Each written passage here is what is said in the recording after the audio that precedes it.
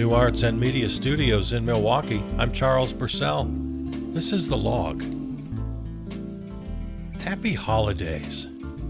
Happy holidays, plural. There's like hundreds of them going on right now. I love this time of year. When is solstice this year? Solstice 2025. Let me look this up. Sunday, December 21st at 9:03 a.m. That's the exact moment when the sun reaches its most northerly, I'm reading this, northerly or southerly excursion. What? Relative to the celestial equator on the celestial sphere. That doesn't help me very much. So there you go. Happy solstice, everybody. And it got me thinking about all of these other holidays. And just for fun, I thought I'd go through some of them here with you. And I hope you're celebrating something. I hope you're observing something. See, I think it's important.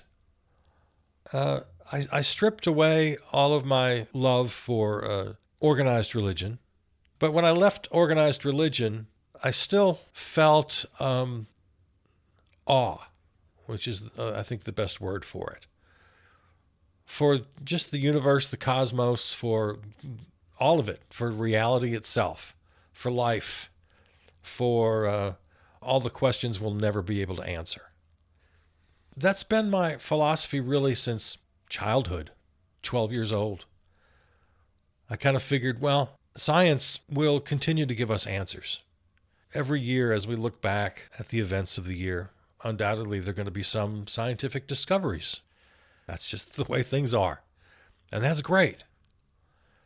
But I figured as a kid, and I still believe this, there's always going to be questions unanswered. There's never going to be a time when we've got it all figured out, when science can tell us exactly what it's all about from beginning to end. I can't prove it. I can't disprove it. But I believe with all my heart and soul that the ultimate answers will never be known through science or anything else. Okay, enough of that. Let me look at a few holidays with you. I know people here in Milwaukee, my hometown, are going to know a lot more about Krampusnacht from Central Europe, because there's a big Krampus celebration every year here in Milwaukee. Alpine folklore predates St. Nicholas. The legendary Krampus figure roams the streets to warn or punish naughty children. Yeah, Krampus is a pretty frightening beast, a horned demonic folklore figure from Central European alpine regions, punishes misbehaving children during the Christmas season, acting as the dark counterpart to the benevolent St. Nicholas.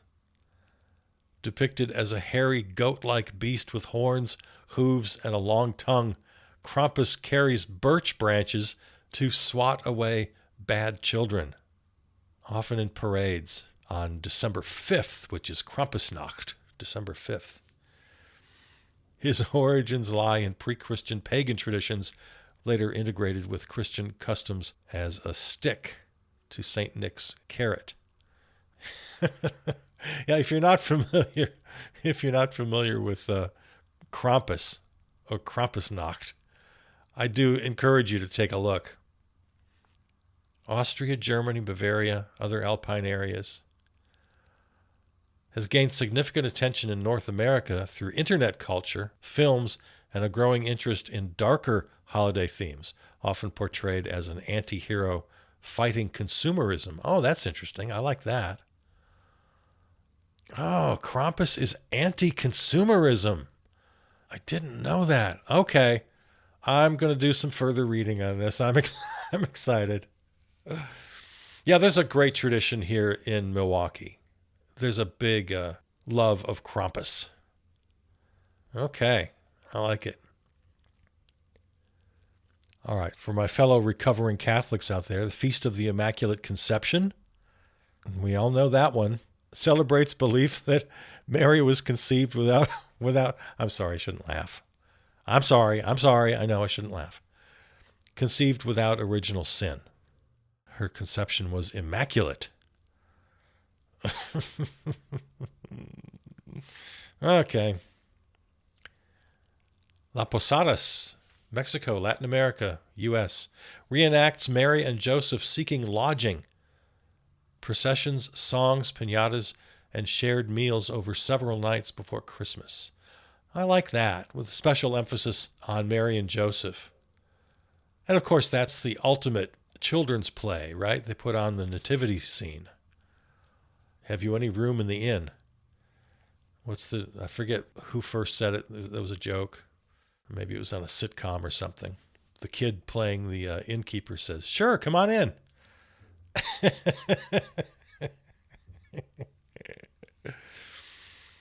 Well, then, of course, where we live anyway, the granddaddy of them all, Christmas Eve, Christmas Day, celebrated around the globe, commemorates the birth of Jesus. Church services, nativity scenes, gift-giving, trees, family feasting. Don't have to tell you about Christmas. We all know about that. And like I said, when I was a kid, I was all over it. I was lucky I had a younger sister, my sister Michelle, who I love very much. She's, 4 or 5 years younger than I am. So when I got past the Santa stage, she was just coming into the whole Santa thing.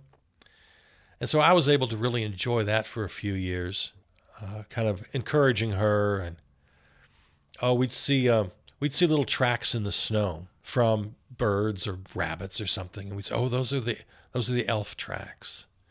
So it's really fun when you're 9, 10, 11 to have a younger sibling where you can do the whole Santa thing. So yeah, we'd see the animal tracks in the snow under our window. Say, oh yeah, that's the elves watching us. St. Stephen's Day, or Boxing Day, Christian feast of first martyr and secular post-Christmas holiday, charity, sporting events, and shopping or family time. Do you celebrate Boxing Day? Also known as Offering Day, December 26th, day after Christmas, was once a day to donate gifts to those in need. It originated in the UK and is celebrated in several Commonwealth nations. Okay, now this has me interested again. It says here, it was once a day to donate gifts to those in need, suggesting that it's no longer that? Yeah, it originated as a day for the wealthy to give Christmas boxes with gifts, money, or leftovers to servants and tradespeople who worked on Christmas Day. Oh, I see. Okay. Or from church alms boxes distributed to the poor. It's now, oh God, this is just, all right. Try to be happy today. Try to do a happy show, and here's what happens. It's now a major shopping day and time for sports, akin to Black Friday, for post-Christmas deals. Oh, come on, people. I'm trying to be happy. I'm trying to do a happy show. So Boxing Day once meant that people who were able gave to those in need or those who had to work on Christmas Day to honor those folks. And now it's just become another shopping day for post-Christmas deals akin to Black Friday. Come on. All right, I'm going to try to stay happy. Lord, that pisses me off. Boxing Day. Oh. Of course, there's Hanukkah. All I learned as a young Christian kid about Hanukkah was that it celebrated 8 days and 8 nights where the oil of a lamp didn't run out. I guess kids got 8 different presents on 8 different nights. I remember hearing that as a kid and feeling kind of jealous. I remember hearing about the dreidel, which is this. Again, you're going to know more about this than I am. I'm going to sound ignorant. I apologize. The dreidel, of course, was the top that you spin, and how it lands means something. So there's everything I know about Hanukkah.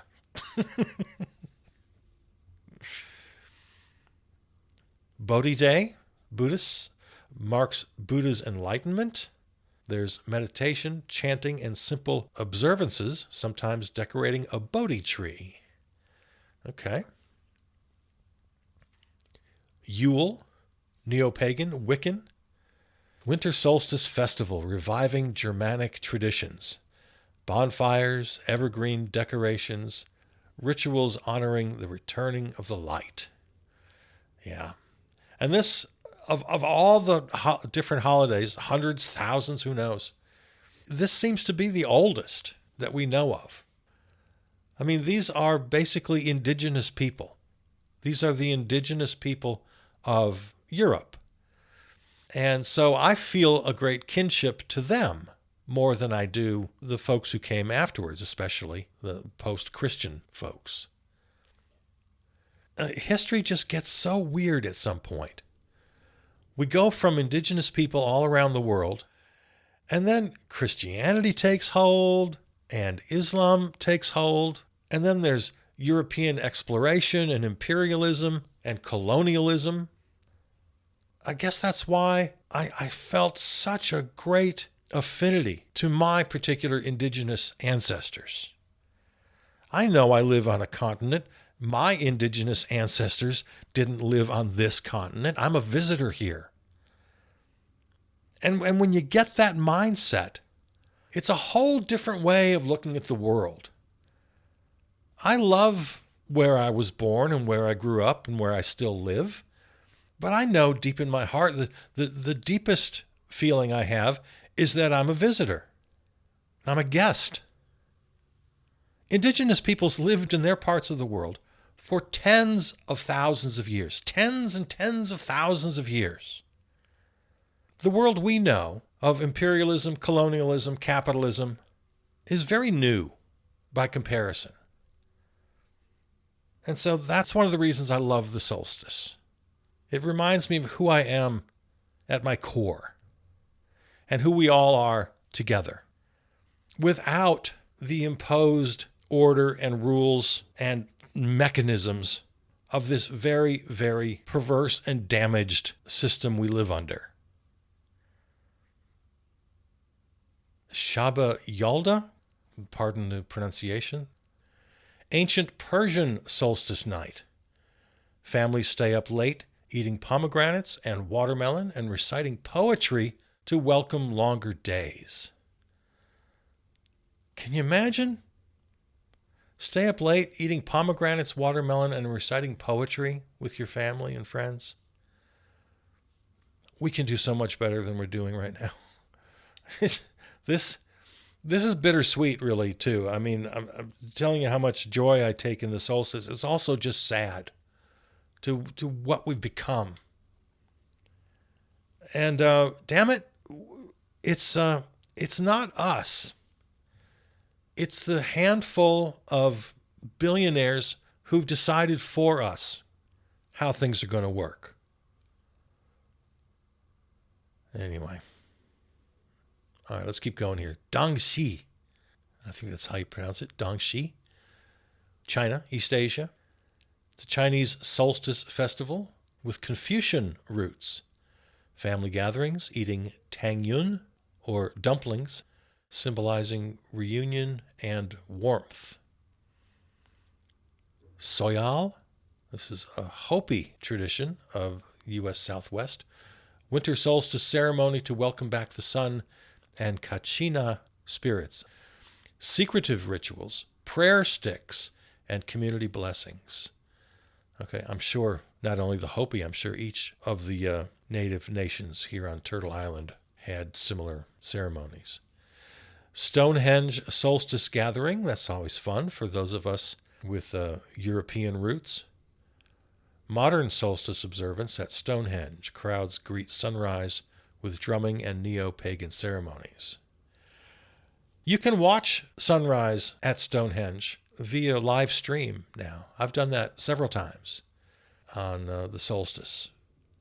You can tune in a live stream, watch sunrise, because of course that's the whole point of Stonehenge. It lines up with the sunrise.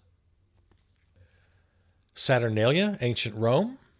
Classical festival for Saturn with role reversals and feasts. Yeah, role reversals. That used to be a thing. I wonder if anybody does that anywhere. Modern neo-pagan or historical groups sometimes reenact with banquets and gift-giving. Okay. Yeah, the role reversal. Masters become slaves for a day and vice versa.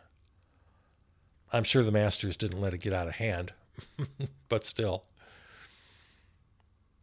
There's Kwanzaa, of course. Of all the many holidays, probably the newest, the most recent, created in 1966 to celebrate African heritage and values. Candle lighting for the 7 principles, storytelling, and a communal feast. Yeah, I like that aspect of Kwanzaa. When I hosted on Wisconsin Public Radio, I always made sure to spend a little time on Kwanzaa. I had an expert guest come into the studio and explain all the 7 principles. And for each of the principles, well, here, let me look and see what they are. 7 principles of Kwanzaa.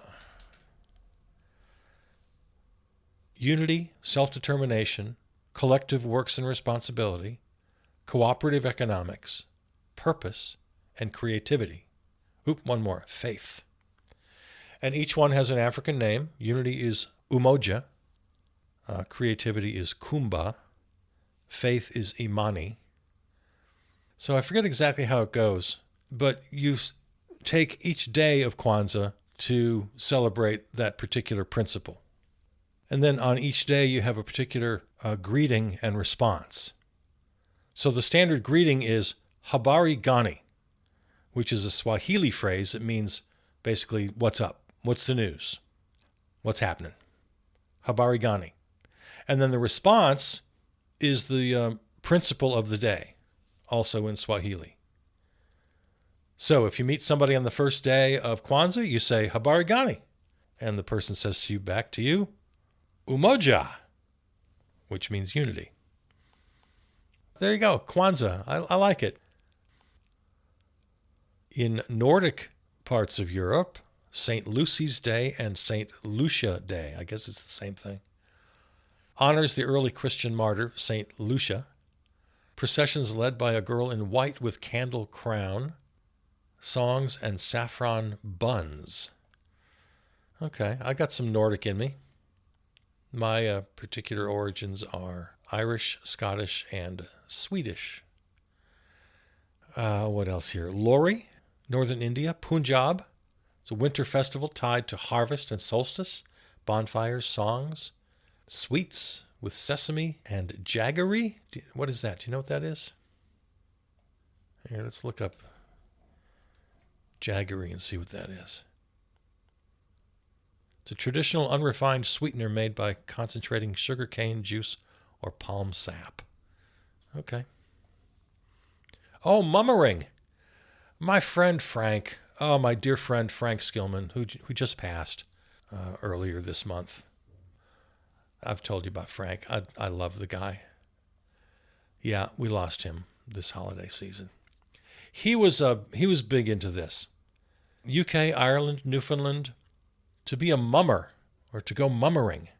It's a folk house visiting with costumes, songs, and humorous bidding games. I don't know exactly what that means. Bidding? Auctions? I don't know. But yeah, I guess he's from Philly. And Philadelphia has a big mummers parade every year. And so he was into that. And people make these elaborate costumes. So I hadn't heard of that before Frank clued me in. So check out mummering, if you will. So those are just some of the many December holidays. And then, of course, we have more coming up in January as winter continues. 12th Night, Epiphany, Armenian Christmas, Orthodox Christmas. And then, of course, the Southern Hemisphere has winter in June, so there are holidays coming up then as well. In Peru, Inti Raymi, Inca-rooted Sun Festival at winter solstice. That, of course, again in June for those in the Southern Hemisphere. Matariki in New Zealand, midwinter festival, families, community events. So if any of these sound interesting to you, check them out. If some of them you're familiar with, enjoy. I hope you're celebrating. I love the whole Krampus thing we talked about. The horned demon punishes naughty children. Modern Krampus runs feature drunk devils, torches, and staged jump scare in the streets. There's also a Yule cat, Jólakötturinn, I can't pronounce that, in Iceland. The Iceland Yule cat is a giant man-eating cat that patrols snowy fields at Christmas and devours anyone who didn't get new clothes. A folkloric way to bully kids into finishing their chores, and arguably to boost textile productivity.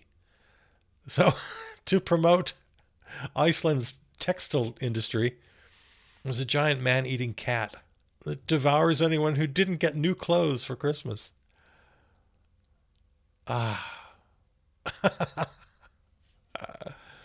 Also from Iceland, Yule Lads. Let's see, what's this? A gang of troll sons with names like Sausage Swiper and Window Peeper, who originally terrorized children and now are semi-goofy Santa stand-ins, leaving treats or rotten potatoes. See? Oh my God. I love human beings. We are so weird and funny and creative and great. No matter how bad the news gets, we are capable of just the most wonderful behavior. That's what gives me hope. As bad as the news is, and as bad and evil as some people can be, I don't know what happened to them. I don't know if they were dropped on their heads as kids. I don't know why they turned out so bad, but man, most of us are just really interesting and fun and weird, and I just love us. So if you're ever in Iceland, check out or watch out for the Yule Cat and the Yule Lads.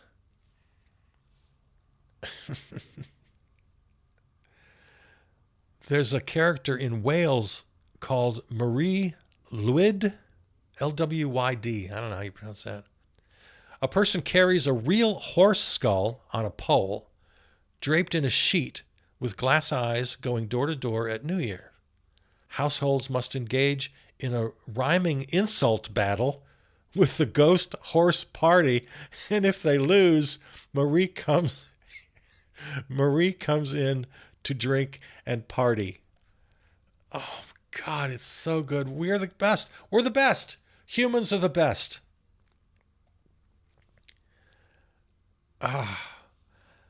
Here's some more on the mummers and midwinter beast masks. Troops of disguised locals in animal masks or ragged outfits barge into pubs and homes to perform chaotic plays about death and resurrection, usually ending in drinking and a hat passed for money. Again, Britain and Ireland. Yeah, these are my people. I should know more about the mummers. Oh, it's all so great, isn't it? Oh, here's another detail about Dongxi, which we mentioned earlier, a celebration in China. It's the ear dumplings story.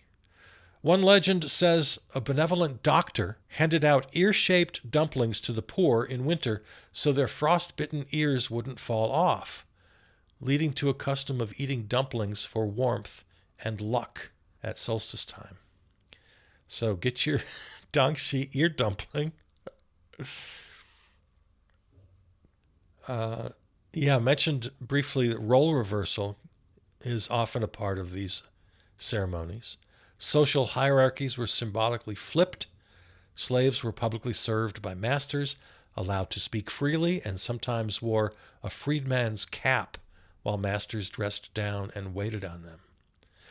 Also, debt relief, punishments, executions, and some official business like debt enforcement and war declarations were suspended.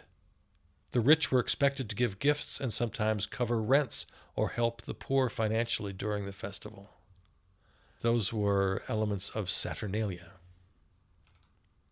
Feast of Fools, also known as boy bishops in medieval Europe. Clergy hierarchy flipped. Lower-ranking clergy and choir boys mocked their superiors in parodies of church ritual, sometimes electing a boy bishop or pope of fools to preside in place of actual bishops. Oh, we need so much more of this in modern society. We need some irreverence. We need some role reversals. It's really just such a great way to instill some humility and to remind us that we have a shared humanity, right? I'm all about the lateral or horizontal distribution of power, but not just power, of recognition, of worth. We need to be reminded of these things. And these sort of role reversal rituals are fantastic. I can't think of anything in our modern traditions that even come close to suggest this sort of thing. Symbolic social inversion. Processions, masks, and irreverent skits dramatized the last shall be first idea, temporarily putting the lowly in charge in a carnivalesque way inside and around churches. Oh my goodness, we are so heavily steeped in hierarchy, both in social position, certainly in economic position. The fact that these rituals happened in churches, the most hierarchical of all institutions, this is great. This is great. I mentioned Boxing Day earlier. Yeah, I guess I should have known this. I didn't. Originated as centering around charity. Employers gave servants and workers a Christmas box. Yeah, the Jubilee concept. Debt relief, servitude relief. Not a fixed winter date, but often referenced in winter preaching.